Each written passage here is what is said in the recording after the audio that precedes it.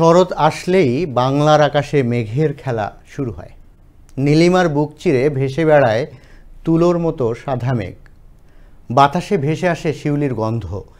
এরই সাথে জানান দেয় দেবী মা দুর্গার আগমন খুব সন্নিকটেই।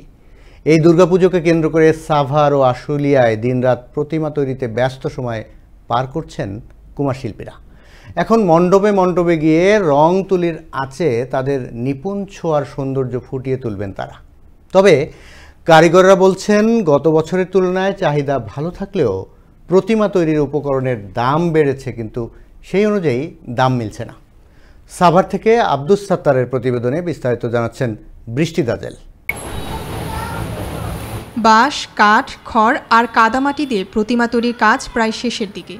আর এই কাজে দিনরাত ব্যস্ত সময় পার করছেন সাভার ও আশুলিয়ার প্রতিমা তৈরি শিল্পীরা। সনাতন ধর্মাবলম্বীদের সবচেয়ে বড় উৎসব দুর্গাপূজাকে ঘিরে পুরো উপজেলায় চলছে নানা প্রস্তুতি। প্রতিমা শিল্পীরা বলছেন প্রাথমিক কাজ শেষ করে প্রতিমাকে দেওয়া হবে রং তুলির আঁচ। এরপর প্রতিমাগুলোকে বিভিন্ন অলংকারের সাজে মণ্ডপে মণ্ডপে প্রস্তুত করা হবে। গত বছরের তুলনায় প্রতিমার চাহিদা ভালো, তবে পরিশ্রম অনুযায়ী ন্যায্য মজুরি পাচ্ছেন না বলে অভিযোগ প্রতিমা শিল্পীদের। মা দুর্গার উপলক্ষে এই কার্তিক, গণেশ, লক্ষ্মী, সরস্বতী তৈরি করছি।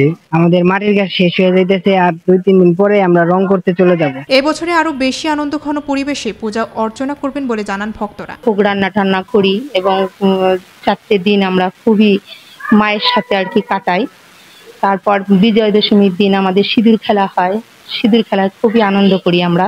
গতবারের থেকে এবছরে পূজা আরও উৎসাহ উদ্দীপনার মধ্য দিয়ে উদযাপন হবে বলে এমনটাই আশাবাদ ব্যক্ত করেন আশুলিয়া থানা পূজা উদযাপন পরিষদ। এবার অন্যান্য বছরের চেয়ে অনেক বেশি উৎসাহ উদ্দীপনার মধ্য দিয়ে এবং একটু বাজেটও অনেক মন্দিরে বেশি দিয়ে পূজা অনুষ্ঠিত করতে যাচ্ছে। সুস্থ ও সুন্দরভাবে এবছরে পূজা উদযাপন করতে পারেন এজন্য নিরাপত্তা ব্যবস্থা জোরদার করা হচ্ছে বলে জানান অতিরিক্ত পুলিশ সুপার শাহিনুর কবির। আমাদের পর্যাপ্ত পরিমাণে আইন শৃঙ্খলা বাহিনী থাকে কয়েক স্তরে, বিশেষ করে সাদা পোশাকধারী এবং পোশাকধারী। এরপরেও কয়েক স্তরে ভাগ করা হয়েছে, পূজার পূর্ববর্তী সময়, পূজা চলাকালীন সময় এবং পূজার পরবর্তী সময়। এদিকে শারদীয় দুর্গা উৎসব যাতে নির্বিঘ্নে পালন করতে পারে এই জন্য সাভার উপজেলা প্রশাসনের পক্ষ থেকে ব্যবস্থা গ্রহণ করা হয়েছে বলে জানান সাভার উপজেলার নির্বাহী কর্মকর্তা। সাভার উপজেলা প্রশাসনের পক্ষ থেকে হিন্দু সম্প্রদায়ের সবচেয়ে বড় উৎসব শারদীয় দুর্গা উৎসব, সেটা যাতে নির্বিঘ্নে তারা করতে পারে, আনন্দঘন পরিবেশন করতে পারে, সেই জন্য উপজেলা প্রশাসনের পক্ষ থেকে আইন শৃঙ্খলা রক্ষাকারী বাহিনী সহ সকলকে সাথে নিয়ে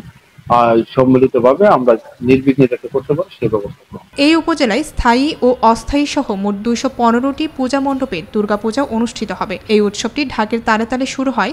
আগামী 28 সেপ্টেম্বর ষষ্ঠী পূজার মধ্য দিয়ে শুরু হবে এবং 2রা অক্টোবর বিজয় দশমীর মধ্য দিয়ে শেষ হবে এবছরের দুর্গা উৎসব। বৃষ্টি দাজেল, আনন্দ টিভি, ন্যাশনাল ডেস্ক।